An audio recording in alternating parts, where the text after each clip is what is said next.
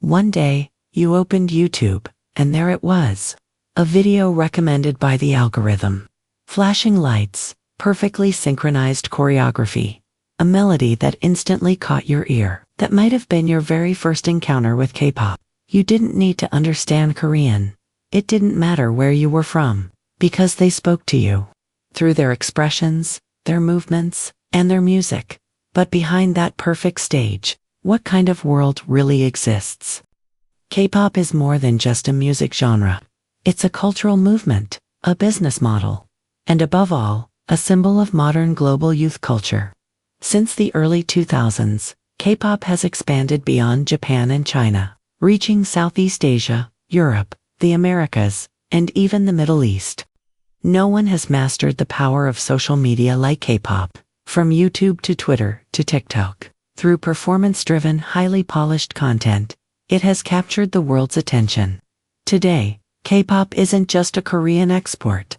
It's a multinational music genre, shaped by people from around the world. So what is the most powerful system behind the rise of K-pop?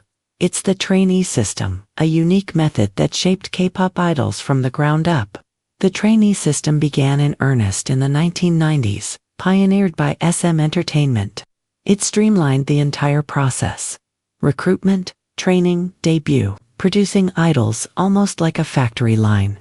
Producer Lee Soo-man called this approach cultural technology. It wasn't just about creating good singers.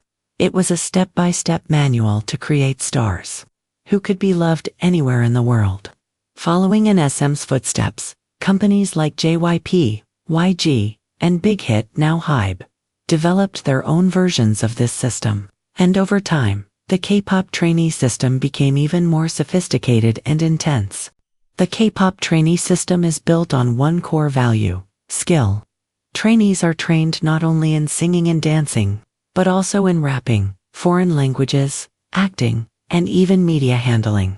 This intense and structured training leads to confidence and professionalism on stage, and that's one of the reasons fans around the world see K-pop performances as perfect.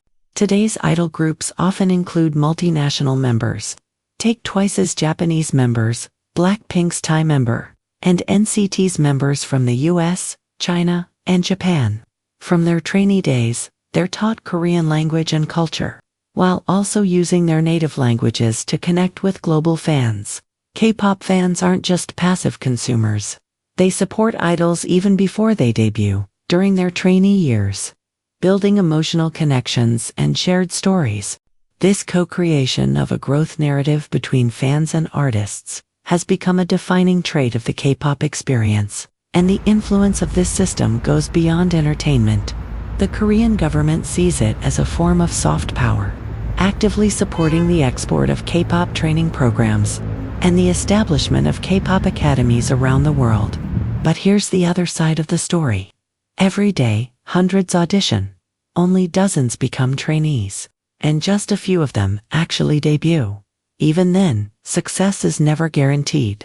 Trainees who don't make it into a debut team often disappear after losing years of their youth. They train 12 to 15 hours a day. They endure extreme diets. They live in shared dorms, with little to no personal time. This system demands what many call a brutal growing pain.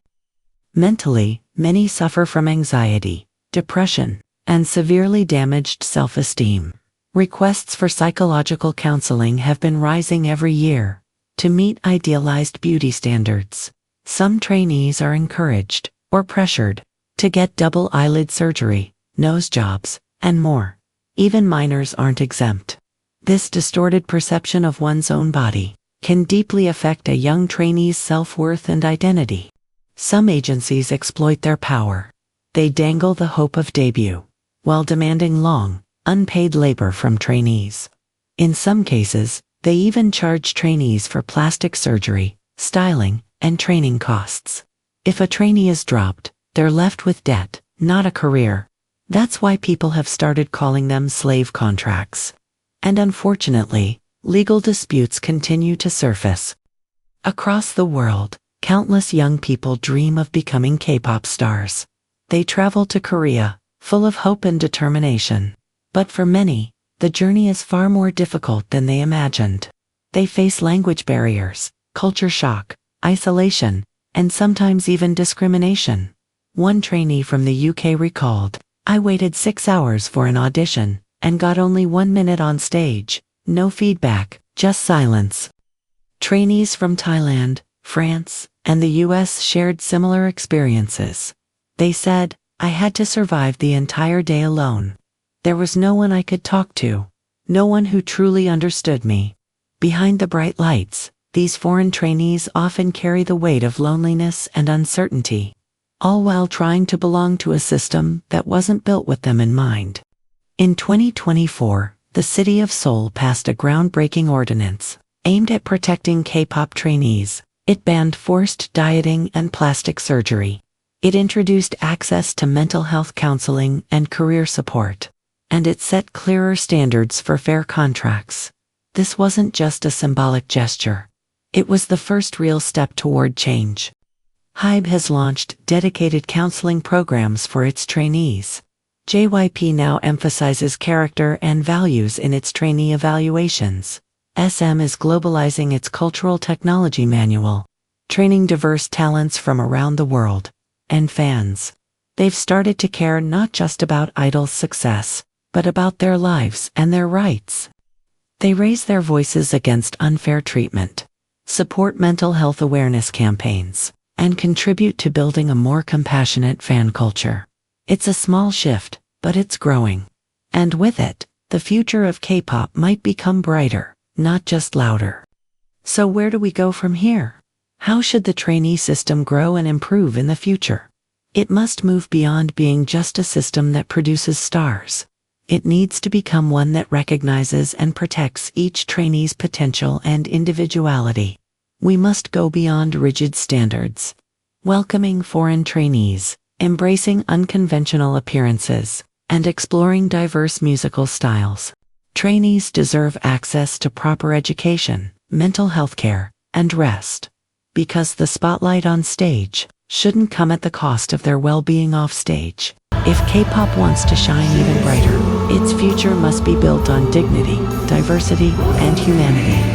K-pop has captivated the world. And now, we've seen what lies behind the spotlight. This isn't just a business model. It's the path of thousands of young dreams. A collection of voices that have shined, and those that faded quietly. Now you have a choice. Will you enjoy the show and ignore their struggles? Or will you stand for their humanity and help build a better future together? The next chapter of K-pop will be written on the foundation of that choice, and the first line might just be written by you who heard this story today.